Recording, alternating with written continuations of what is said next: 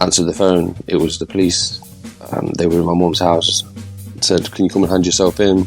Long story short, handed myself in, had an inclination of what it might be, but on arrival, found out that I was being arrested for murder.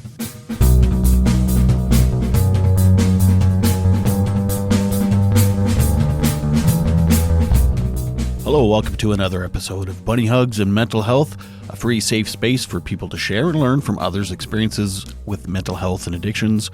I'm Todd Rennebaum, suicide attempt survivor and a recovering substance abuser. Thank you for tuning in for another episode.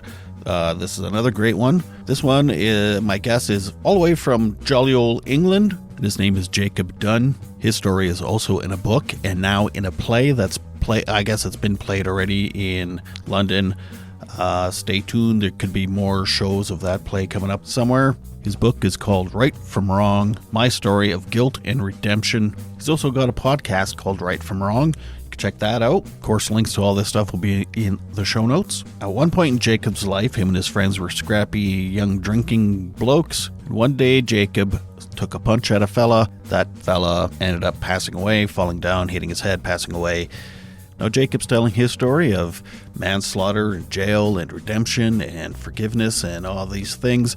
So it's a fascinating, inspiring story of redemption, and we'll get into all of that. First, I want to thank everyone that's been leaving comments and reviews. It's been amazing. It helps so much. You never know what you need to hear until you hear it. So make sure to rate and review on Apple, to tell as many people as you can about the podcast so others can hear something they need to hear from one of my guests.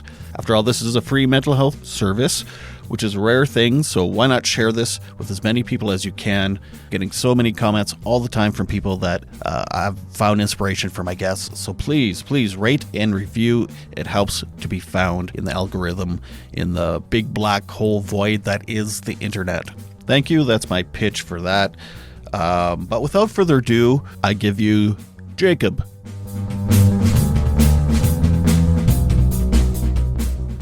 Yeah, so life leading up to the punch was early years were quite. I felt like I had quite a lot of my needs met. Two parents at home, in a council estate, but my parents had their own mortgage, homeowners. So we were like the upper class of the bottom class, if that makes sense, right? And so your friends were like, "Oh, look at them eating food 3 times a day." Yeah, oh my god, look at this guy. He goes on holiday. You know what I mean? Right.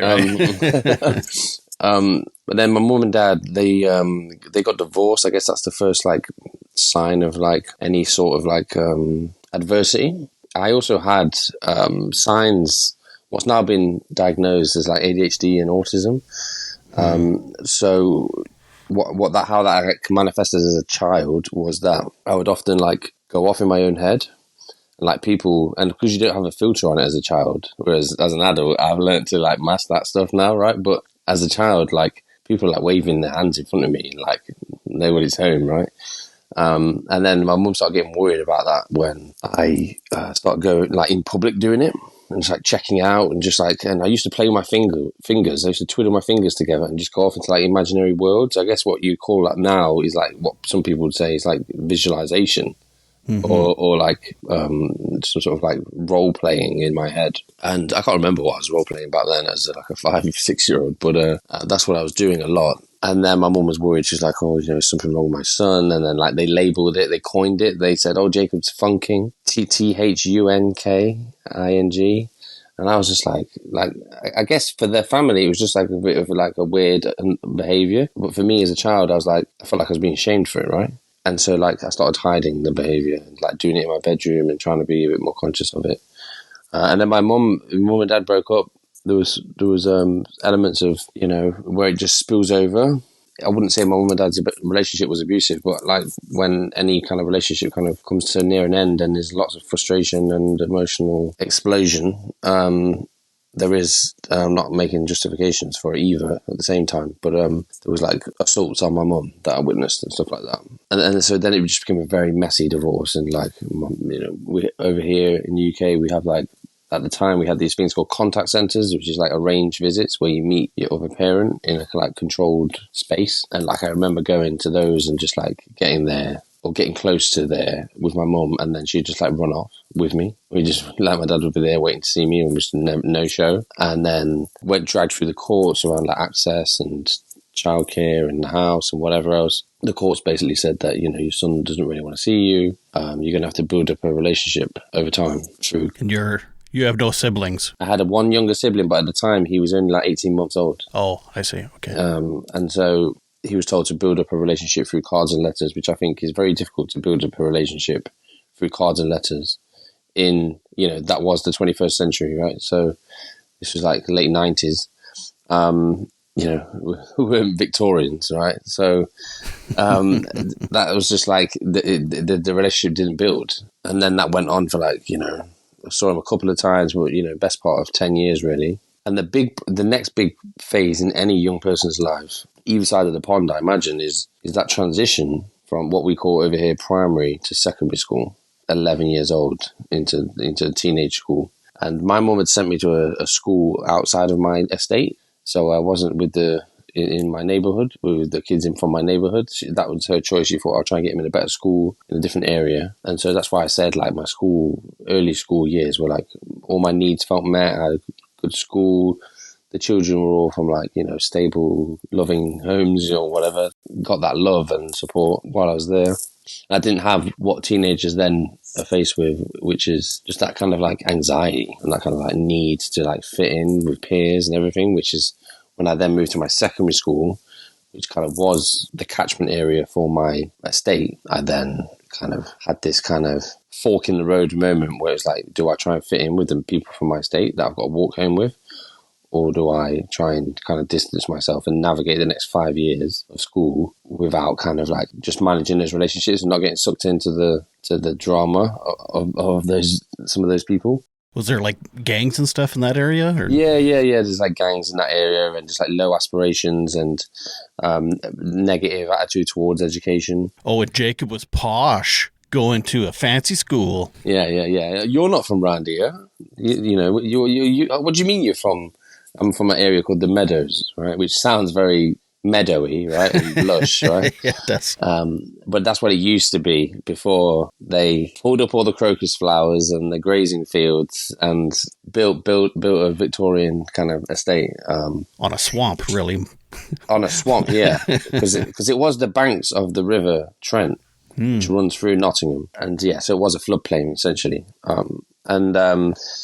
And so, yes, I had this kind of need to go fit into this group, this peer group. And, you know, I was willing to do that at any cost. So I tried multiple techniques. So I'd be the class clown.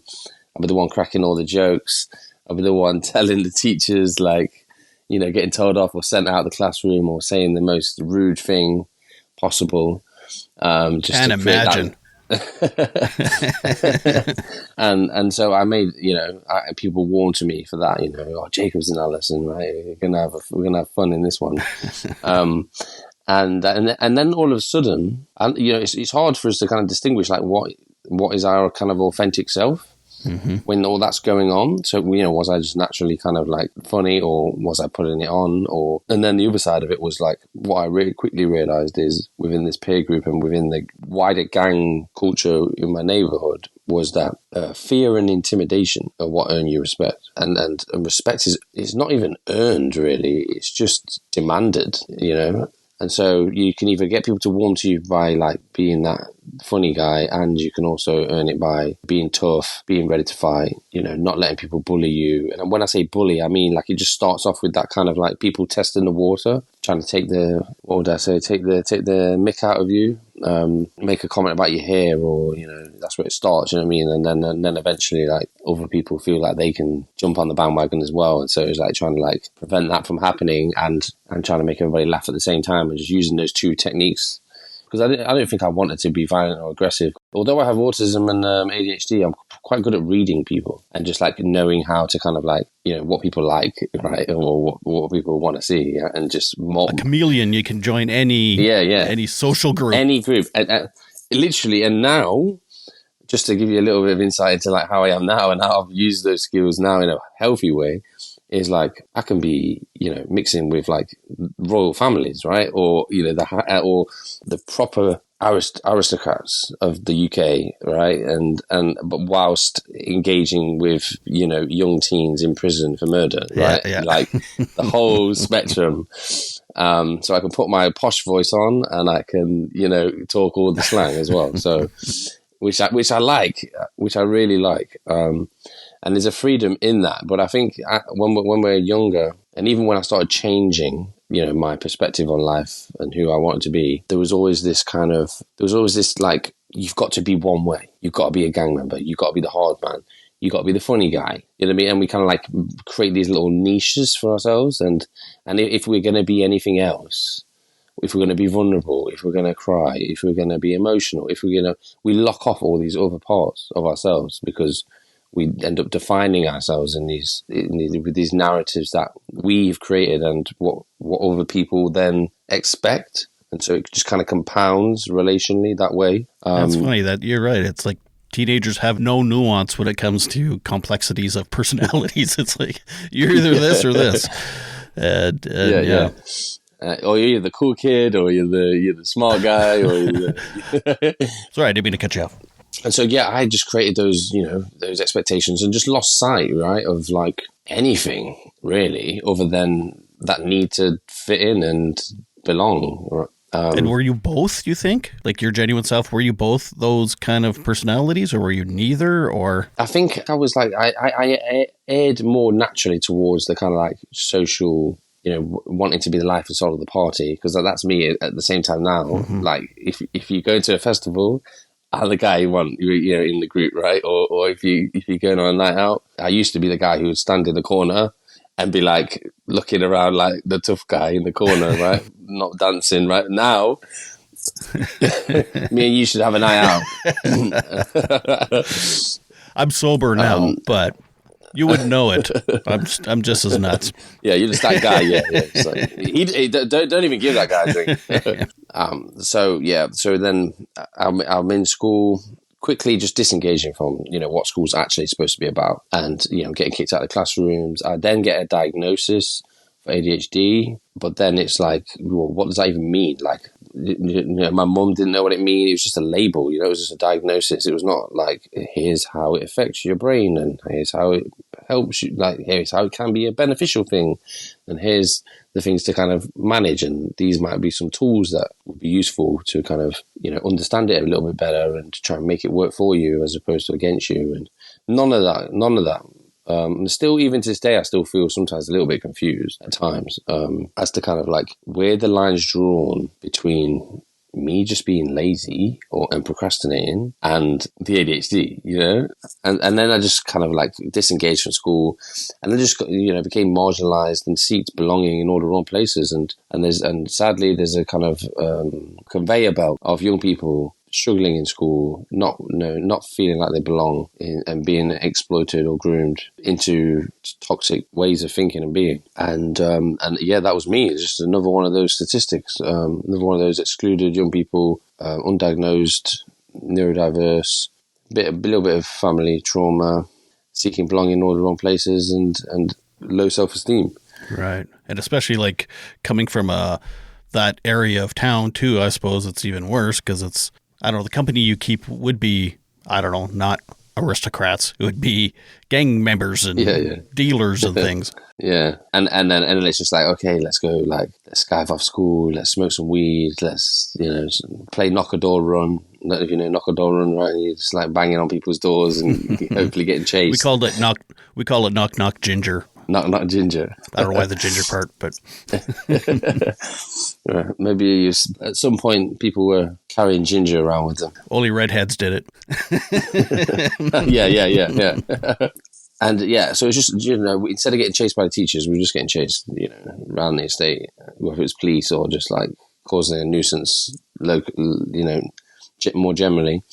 But the dopamine, though, the dopamine, the drama, the absolute drama, and it's crazy because for those that don't know, I wrote a book called Right from Wrong, and that book's now been turned into a stage theatre play. Oh, and It's going to be on in London, 1st of March. It's called Punch. But one of the opening lines that my character says in that play is, I just love the fucking drama, right? Just that addicted to that dopamine hit and that kind of excitement. Otherwise, like, literally can't cope with life without some sort of drama. And that's a massive. Any young people listening who are addicted to the drama, like, please, like, get a handle on that, because that comes back to bite you big time in adult life. For real. Like, and I can laugh about it now, but it's not. It is. It creeps up on you when you least expect it, and you can self-sabotage, and you can just lose control. You can hurt other people, and you can hurt many other people. Not just physically. I mean, like, yeah, 100%. Like this is like, you know, I present myself as a completely reformed, changed man, which I am, but, you know, I still fuck up, you know, and like I've chased the dopamine hits and hurt people, and, you know, not in terms of a criminal way, but in terms of, you know, other things. And so, yeah, that's something that I'm kind of like, really kind of like, that's my next wave of learning at the moment, is how some of those other things have carried through with me. And that's the next layer of work that I'm, you know, working on. Which is good, you know, because I also don't want to present as somebody who's like got it all figured out and, you know, mastered life, right? It's like, I'm enlightened. I'm enlightened now. From here on forth, you know, every choice will be the right one. And so, yeah, so it just kind of spirals out of control. And then I got normalized to violence, and you know, started mixing up, you know, drugs and alcohol once I still got into my late teens, and didn't get a job, was just messing around. You know, if I wasn't out causing trouble or, you know, chasing dopamine hits, I'd be on the PlayStation in friends' houses, smoking pot and, you know, what we call dossing around. And that was it. That was literally like, that was it then. That was meant to be me for, like, you know, forever.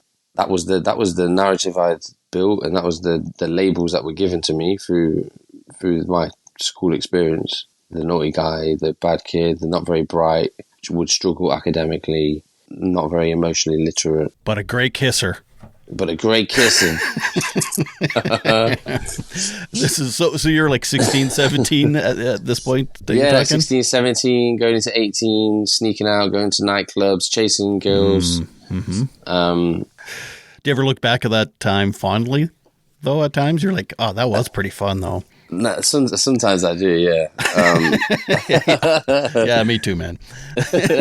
I look back and go, well, like, you know, if you could take all the good bits, right, where you weren't hurting anybody, or, you know, it would be, you know, there's some genuine good times and, like, camaraderie, fun memories, yeah.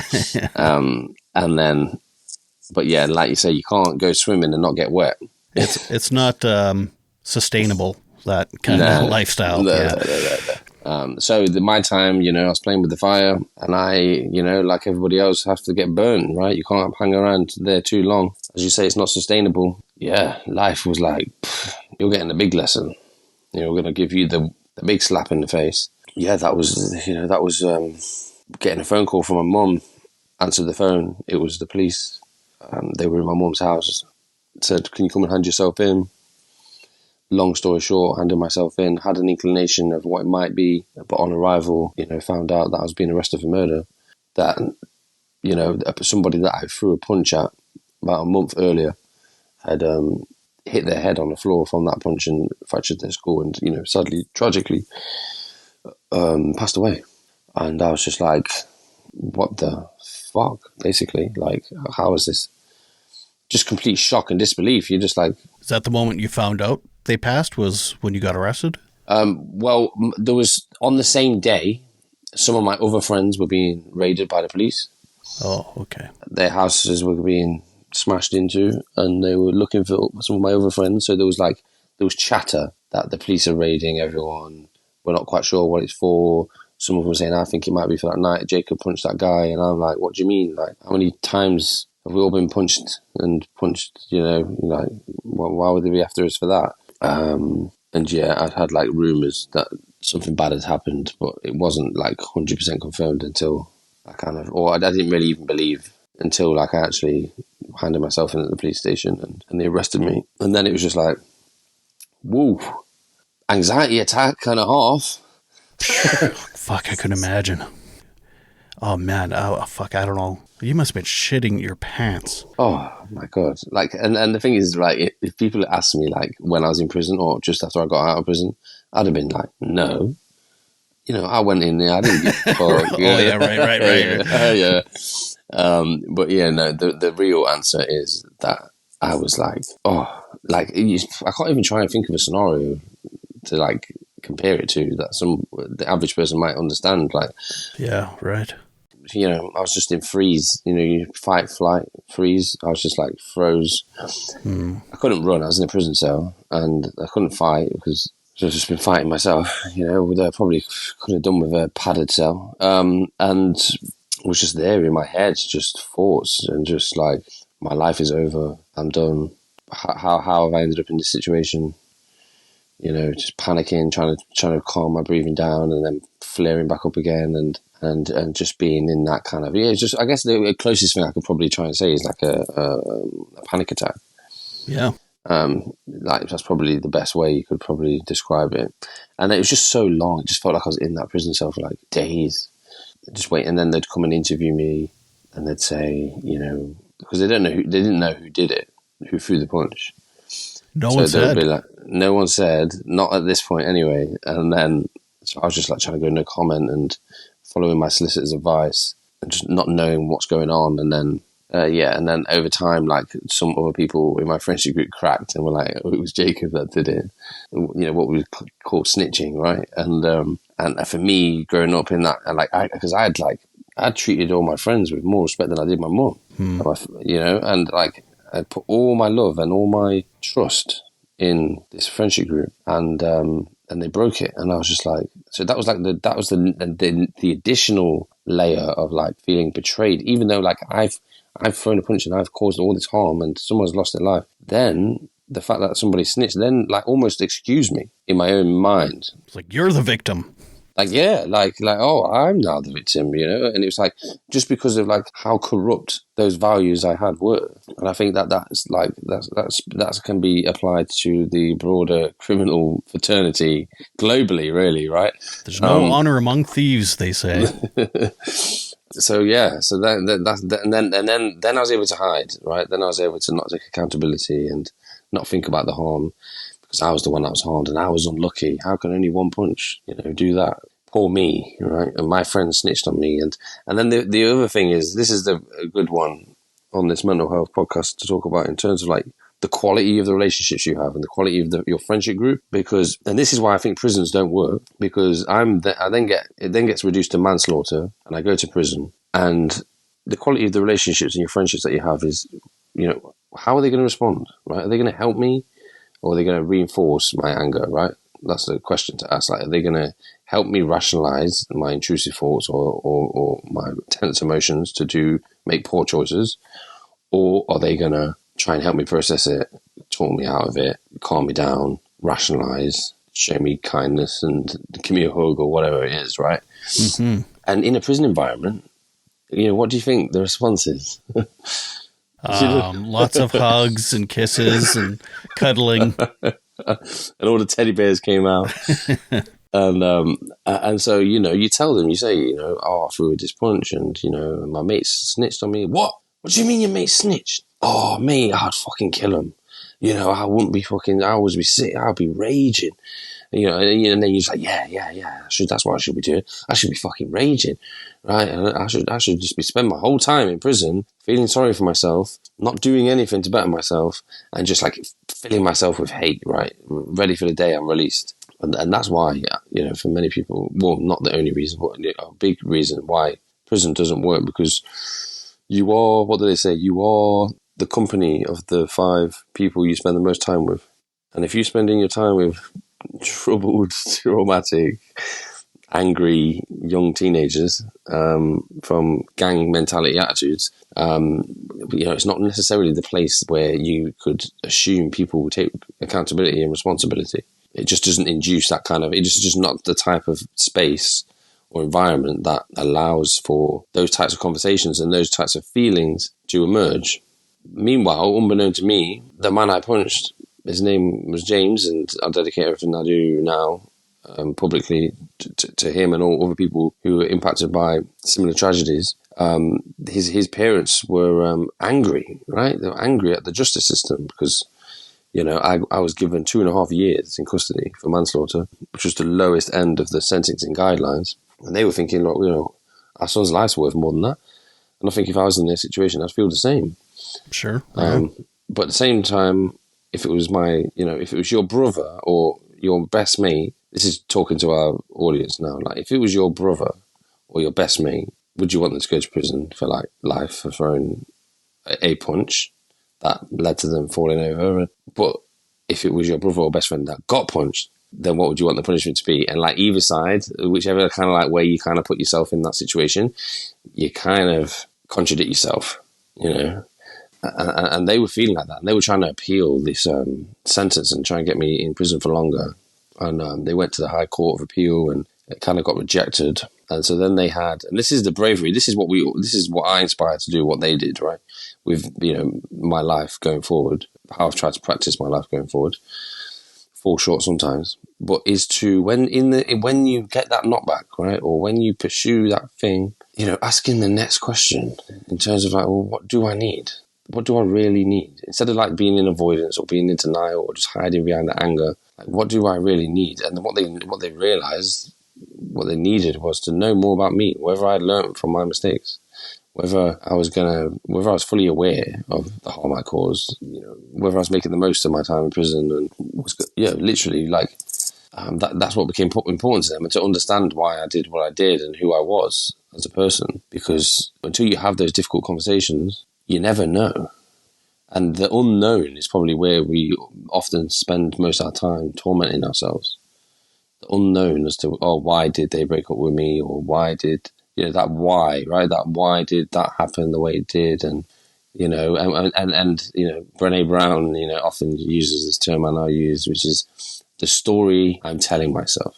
What's the story you're telling yourself about, whatever the situation is, why your partner seemed moody when they came home from work, or why your boss didn't acknowledge you and tell you well done at the end of the day, even though you tried your hardest all day, like what's the story that you're telling yourself?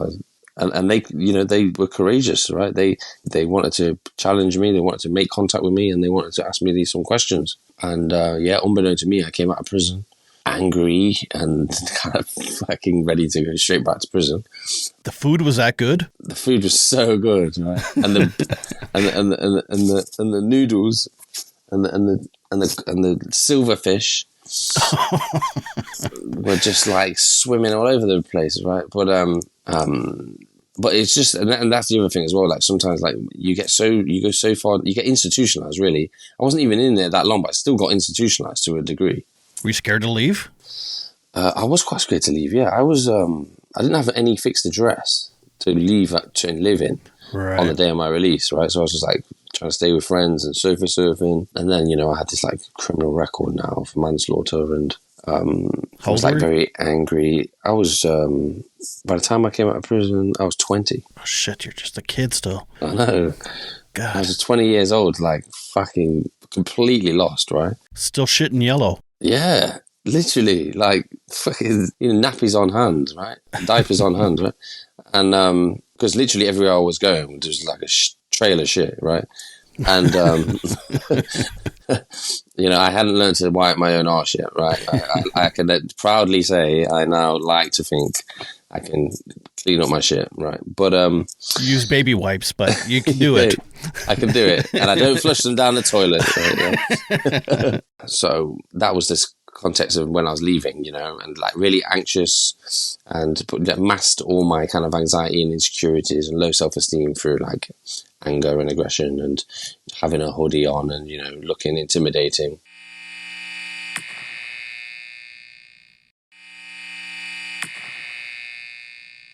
Did you have any shame or guilt or anything about any of that?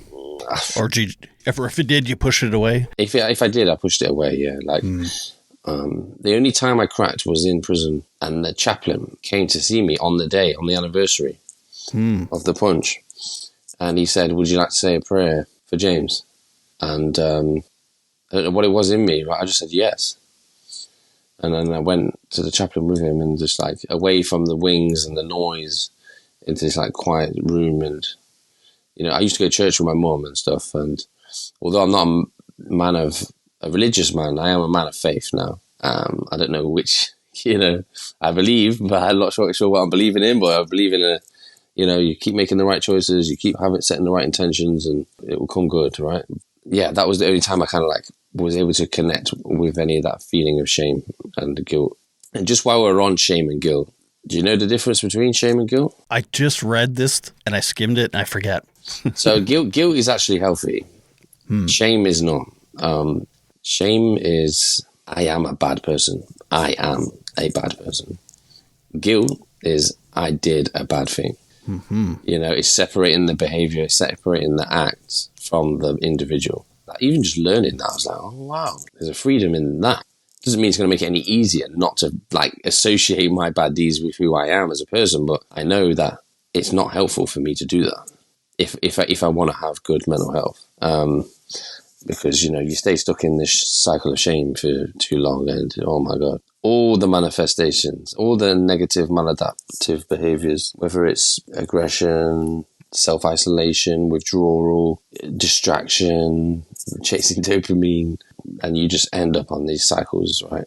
Substance misuse, of which I've done them all, right? And yeah, it's just about, you know, making that distinction and trying to have those affirmations and trying to hold yourself in a higher regard, no matter how much pain you've caused, because the only way to break sharing the pain is to look out for yourself and be kind to yourself, because it's hurt people that hurt people, right? So that was when I came out, and obviously I didn't have any of that knowledge, and even thinking about being even like feeling shameful about what I did would come across as just me not being very remorseful. And I think sometimes with some things that we do, like we know we've done a bad thing, but you can't even imagine the consequences of that. Like even just trying to imagine what the ramifications and consequences of that thing are, like, is just like, if not done in the right space with the right people, it's like quite a damaging exercise. Because you can, like you say, it's the unknown. Like the same way they didn't know about me, we're going back to the parents now, the same way they wanted to inquire and find out more about me and get those answers that they didn't have. And only I had the answers to their questions. The same way I could never know the harm I caused unless I heard it, right? And so that, yeah, them then requesting to meet me and will speak to me kind of like freed us both from the unknown. And was this through lawyers or anything, or was it just? It was through, in the UK we have victim liaison officers. So like police officers for like people who go through like bereavements or serious and complex criminal crimes. Oh, criminal crimes are the worst kind. I know, criminal crimes. Sorry. It's all about the non-criminal crimes. They're even better, right? And sorry, I'm such a smart ass. So they reached out to you.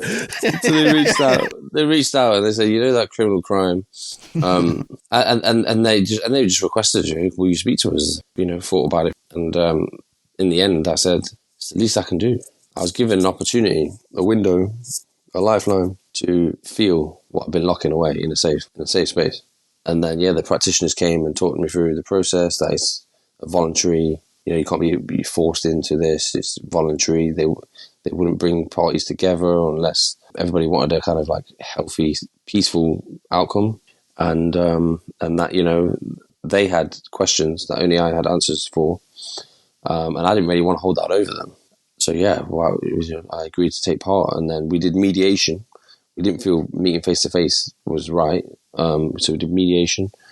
And they asked me some questions around like what happened that night and why I threw the punch and who I was back then, and whether I was like doing any kickboxing or boxing at the time, and told me about the kind of harm it caused for them and their family and like who their son was. And like I heard all this stuff even through a mediator, and I was just like, wow, just completely blown away.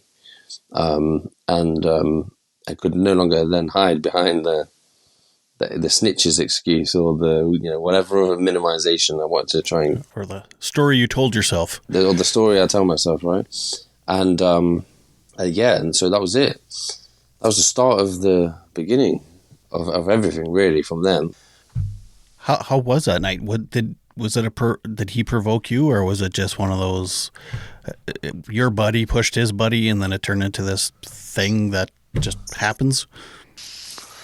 It was I got split up from my friends on night out, and my friends ended up in a different bar, and they found this pirate hat and some other like props on the side randomly. So my friends picked it up and like started messing around in this stuff. And then when the bar closed, they still had these items on, and then they were approached by somebody, James, who said, "Can we have our stuff? That's our stuff, give it back." And my friends were just always looking for conflict, right? So they were like, "No, you're not having it back. Getting all confrontational." I don't know any of this, and then I don't really know what happens develops then, other than probably my friends being just bullies. And then a friend calls me, he says something's kicking off. Didn't need to ring me. But me being the person I was back then, I was like, okay, my friends need me, yeah? I'm gonna, far too many drinks in the system and that, go flying down to where this altercation's happening. And I just literally run in, don't even think, throw a punch, and then run away. That's it. It's like in, out, ran away. And I was like, as I was running away, I was thinking, oh my God, like, what have I just done? Why did I even do that, right? Because I realised that he'd fallen over, and so yeah, I didn't know the reason, but what the reason was actually it was over a pirate hat. My friends being confrontational, and they called me for help when they didn't even need any help, and it wasn't even anything worth. I'm a big believer that there's nothing really worth fighting physically for or over. Unless you're in danger and threat of your own life. So yeah, that's what happened. And then it wasn't until a month later that I got arrested by the police, and no one knew that anybody had died. So what did James's parents think of your answers, or did you know? You just kind of sent the answers away and you didn't hear feedback. Yeah, I sent the answers away, and they kind of like the mediators kind of like do a good job of like expressing how you looked and the way you said things, not just word for word. Right. And then they came back with more questions. Essentially, what are you going to do with your life now? And that was the big. Like I've said this already, but that was an even bigger light bulb moment, because I was like, how can these people care about what I'm going to do with my life? Yeah, they're the people I hurt the most, and they're the ones judging me the least, almost. It's like your life is now James's legacy, so it's what you become. Yeah. Was it worth it to them, or was it, justified, or not justified? But yeah, you know what I'm saying. Yeah. It's just I don't know the full thinkings from their point of view at that time, but I guess it was like, on my podcast. The most recent episode, I interviewed Joan, and who's James's mum, and she says in that her son, where they're from, he got attacked with a knife and they sliced his face, and the guy went to prison who did it, and on the day he got released, he went out and like stabbed someone else, and like she was like, this is just like unbelievable. And so that's what in the back of her mind, like she was thinking, is he going to do the same? Like, is he going to is he going to learn from this? Like, I can't have she didn't. It's unbearable for her to think that cycle will continue, and that I don't want to speak on her behalf, but like almost like nothing's learned from this, and it's all a waste, right? So within that came a kind of I wouldn't say like compassion from them, but like a need for them to kind of want to see me kind of take something from it and learn something from it. And just them having that kind of, because I'm feeling so shameful about what I've done and the consequences. And but hearing from them that they wanted me to do better was like, well, what excuses have I got not to try and sort myself out? If the people I've harmed the most want me to sort myself out, then what other excuse have I got not to try? Like if the parents of the man that I punched want me to make something of my life, then who else's opinion matters?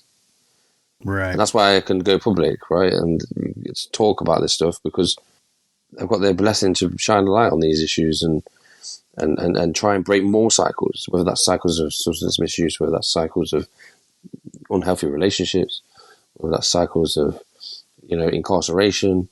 They're all cycles everywhere we look, right, and behavioural patterns and loops, because we're not having courageous conversations, or we're not being brave enough, or we're not supporting each other enough to break the loops.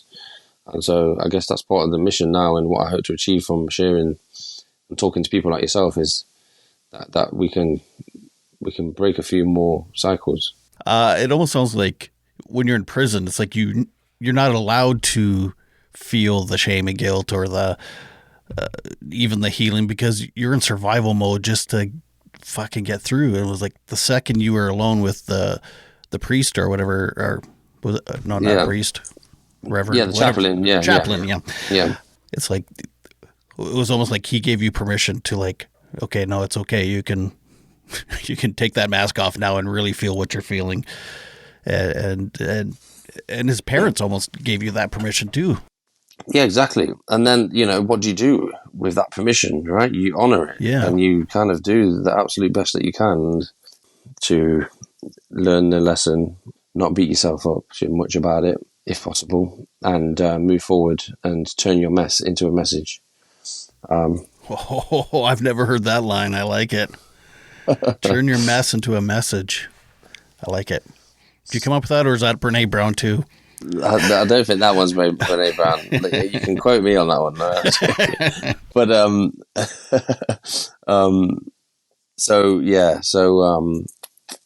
then I went about making a message, and I started working in youth centres, and I started working with kids who were, getting excluded from school, whilst going back to education and doing what we have over here is GCSEs, so like your exams in high school, and I did those again, and I was in college with like 16-year-olds retaking their exams, and I'm like 20-year-old, kind of fresh out of prison, right? And I'm like, fuck, like, what am I even doing here? Like, education is not for me, right? Like, fucking ADHD, I'm not gonna be able to sit here for very long. I've got dyslexia as well. Like, how am I going to get my English GCSE? How am I going to get my English exam, right? Like, it takes me about fucking 20 minutes to read a page. So, but I'm in there, and I'm like, yeah, I'm going to do it. And I get this teacher, Derek, who's the next guest on my podcast, and he was like, another big player in my journey as having a teacher that kind of just like helped me recapture the joy of learning. And so, and then I just kind of like grabbed education with two hands and just like caught the learning bug, and was like studying psychology and studying, did my maths and English. And I ended up getting an A-star in psychology and an A-star in English, which is like the highest grade you can get. And I just completely surprised myself. I was like, oh my gosh. And when we were talking earlier about those labels that other people give us and the stories we tell ourselves about who we are, were all dispelled. What the fuck? Like, how did I believe all of those labels and those stories I told myself about who I am for so long? And I was like, so what else is there to learn about myself, right? I'm like, where have I been, under a rock? I'd then go on and do an access course. And what the parents had said, I said to them, I don't want to, in a letter, I wrote a letter saying, I don't want to say sorry. I want to prove to you through my actions that I'm remorseful and that I mean what it is I'm saying, which is I feel really bad about what's happened, and I want to do everything I can. You hadn't met them at this point still? I hadn't met them, no. So then I went, and then just as I got those GCSE results, my mum dies, and from alcoholism. And I was like, fuck, like, I couldn't even show her these results. Like, she was my biggest, like, believer in me, and then she died before she could see the growth, and that was, like, really bittersweet. Not bittersweet. Well, yeah, it was bitter. It was bitter because my mum had died, but it was sweet that, like, I was fucking, having these revelations, right? And I was fucking learning about myself more and acquiring certificates. And I was given a death certificate, and then I was given a GCSE one in the other hand, right? Oh, no. And I was like, "Way!" Right? And so, I have a choice. That's my mantra now. I have a choice, even though I've made so many bad choices, right? Even, more recently. But I have a choice, and I have a choice as to whether I'm going to get messed up by the grief and trauma of losing my mum and let all the hard work go to waste, or I'm going to try and make her proud and continue on this trajectory of being more responsible, being more accountable, not making any more excuses. And yeah, so carried on in education, told David and Joan I'll keep them updated with how I was progressing. And when I got awarded the place at university, I told David and Joan, and they said that they're ready to meet me face to face. I know lots of people that say they're changing and they're doing stuff for the best, and then they either relapse or they're just full of shit. So they must have saw like, okay, this is he's actually doing it. He's been accepted to university, been awarded. Yeah. Is that like you got a scholarship or? Yeah, something similar. Yeah, so I've Okay. got a place at university to study criminology, a bachelor honours in criminology, and yeah, as you know, I'd become a guardian for my little brother. I mentioned my brother was only 18 months old when my mum and dad separated. He was 15 when my mum died. He was living with her. Yeah, he then moved in with me as a 15-year-old. So I had this other responsibility as well to not fuck up. So that's another tip for people who are, maybe struggling with mental health. Even if you reluctantly do it, just fucking, even if you've got to get a dog or something, right? Just something that you can be responsible for, that's going to get you out of the house, that's going to, that literally doesn't give you a choice.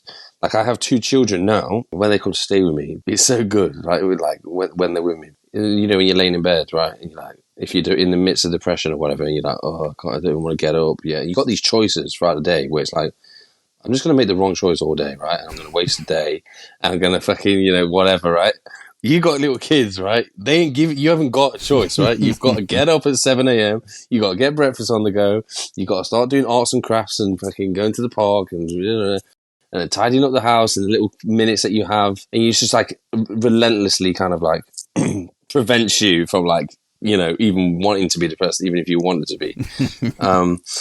And so that's the top tip there is find some sort of responsibility, and you might fall short of it, you might mess it up, but at least you're being courageous enough to put something in your life where you've got to be responsible, you've got to be accountable, and that can prevent you from just withdrawing and losing yourself. And my brother did that, right? I'm not comparing my brother to a dog, but he's more of a cat.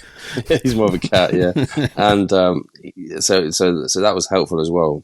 And then I met the parents, and at the end of that meeting, we kind of went through everything, the impact and talking more about their son, and but also being grateful that I'd answered their questions, because since then, and doing all the work that I was doing at that time on myself and in the community, was helping them no longer be eaten up by the pain and anger, and able to kind of live their own lives with a little bit more peace, That must have been terrifying. Oh, that God, meeting. Yeah, so bad. Well, it was good, but it's really daunting at the same time. And then at the end of that meeting, face to face, they said, would you be willing to kind of share your story? We'll share our story in order to raise awareness of these issues, like restorative justice and talking about your problems and trying to resolve conflict and dangers of throwing punches. And I was like, yeah. So I guess we all consciously made that choice to turn our pain and mess into a message and take that into the world. And then I kind of just rode with that. I was just doing everything I can. I can honestly look at myself in the mirror and say, you've done everything you can to raise awareness of this issue. And it's sometimes at the expense of my own well-being. But I can actually say you've done everything possible in every medium, in every forum, in every place, right, to shine a light on these issues. Whether it's books, whether it's theatre, whether it's news articles, campaigns, lobbying, workshops, interventions, relational skills programs, podcasts, Well, that's It's pretty inspirational. It's inspiring that you can change, I guess, or maybe you didn't change. Maybe you just became authentically yourself instead. I think that's probably closer to the truth. I didn't create a whole new me. I just reconnected with a part of me that wasn't really given a voice. How's your brother? Did he stay out of trouble? Yeah, he's like the opposite of me. But there's a funny, because there's an upcoming podcast with me and my brother that I recorded. We're like chalk and cheese, but now we're both adults. We're kind of like very similar at the same time, just in terms of like our interests, and we both love like nature and history and sandwiches and sandwiches. It's cool. It's good that he's doing well. He's had his own different challenges, right? From the different perspective of me, some inflicted by me, but we're in a good place. Yeah, I appreciate him a lot, because often the people that go to prison, their families are victims as well, but they're not ever acknowledged as victims. They're kind of like the silent people that have been harmed as a result of their family members' choices. How old are you now? I'm 32. Yeah, it's been a 12-year journey of basically getting to where you are now. And I'm still, learning just as much about myself now as like any other time. But it's just like leveling up. Yeah, just constantly leveling up, right? I'm trying to evolve to Charizard, right? Then you'll be enlightened. Then I'll be enlightened. I've only gone through like 2 phases of evolution so far, so I've got another couple to go. And I'm assuming, because you say when your kids come to visit, you obviously had a relationship and it didn't work out. Yeah. I had a relationship, it didn't work out, which was another kind of like expectation I had. My own upbringing, I didn't hope I wouldn't live through, but for various reasons, that was the right choice. And it's just about leveling up in terms of like effectively co-parenting in a healthy way and trying to make the best of that situation and not moping around because it didn't work out or beating yourself up because it didn't work out. Just putting the kids first and trying to sort your own stuff out and be there so you can show up for your children, So kids are, it's like holding up a mirror sometimes. Oh, yeah. I was like, oh, shit. Oh, my God. How do I not fuck this kid up like my parents fucked me up? And they're going to do the same thing and same thing and same thing. And my parents did the same thing when they had kids. Yeah. Like, literally. It's like you're trying your best. I mean, that's all you can do. You're going to fuck them up somehow. It's just... Yeah, it's inevitable. Yeah. Do you have a good relationship with your ex? It's up and down, I'd say. It's it's on the whole it's good, but there's always like additional things that kind of can present challenges. And so it's just about kind of like trying to have healthy boundaries and making sure everyone's on the same page in terms of expectations and roles, and financial things can sometimes crop up if God, especially if you're self-employed and you're trying to like tell me about it. But the thing is as well, it's like even if you like don't like your ex-partner, if you have children with them, it's just trying to accept the fact that if you make them unhappy, or they make you unhappy deliberately, or you try to make each other's lives harder, you're just making your own life harder. And it's just accepting that, even if like we don't get along and there's like at times, there's hard feelings still or whatever, like it's just thinking like, I need this person to be well. I need them to be well so that they're well for my kids, right? And they should want me to be well so that I can be the best I can for the kids. And that should take the biggest priority, really, because anything less than that, then you kind of just sabotaging your own life and risking fucking up your kids as well, right? Yeah, exactly. Yeah, it's hard to be in a relationship when one person is maybe dealing with traumas and they're on a journey of, I don't know, finding themselves and stuff, when the other person maybe has already gone through that journey or is nowhere near that journey yet, right? It's like that. I find that's the biggest hurdle in a relationship is like self-growth. Why am I in a relationship if I'm still, not the best person I can be? And for the other person, I'm in a good place and this guy's like bringing me down, or this girl's bringing me down, or whatever. It's like, it's almost like you have to grow together at the same time, individually and as a couple, or to have enough patience to let the other person grow as long as they are being proactive in their growth, because everybody grows at their own pace. It's all very complicated, and it's tough.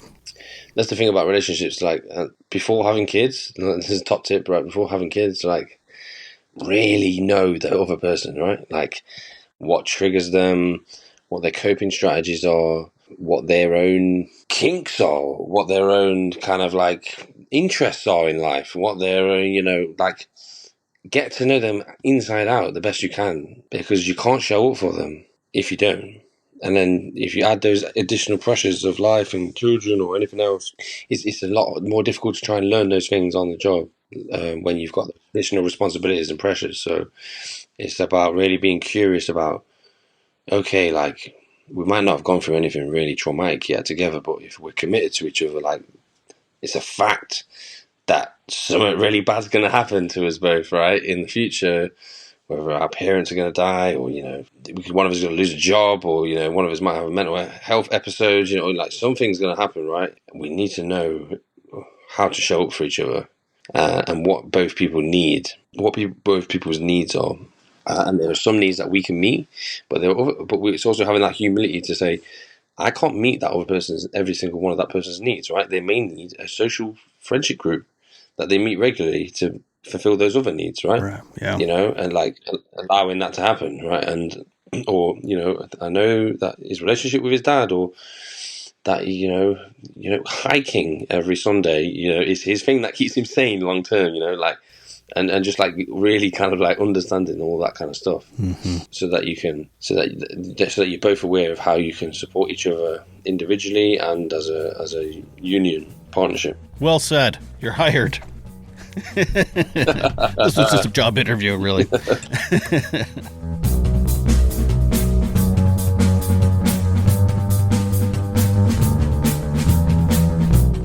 Thank you so much, Jacob. Jacob's another guy that I got along. I get along really well with all my guests. I wish I could just get all my guests I've ever talked to in a room and we could just hang out. Anyway, thank you so much, Jacob. I wish you all the best with the play, with the book, with the podcast. You're doing great stuff. Thank you so much. And thank you so much to everyone that's been sending me coffees. It's like Patreon, but it's called Send Me a Coffee or Buy Me a Coffee. That's what it's called. You can go onto my website, www.bunnyhugspodcast.com. There's a link there, Buy Me a Coffee, and you can buy me a coffee. You can actually now hit a monthly thing, so that once a month, $5, $10, $2, whatever it is, will just automatically go. You don't even notice it, and you're supporting a wonderful free mental health service. So thank you so much, everyone that's been doing that. And thank you to my friend Carey for all the work she does for the podcast. And thank you for listening. Until next time, please remember to make your beds and take your meds. Bye.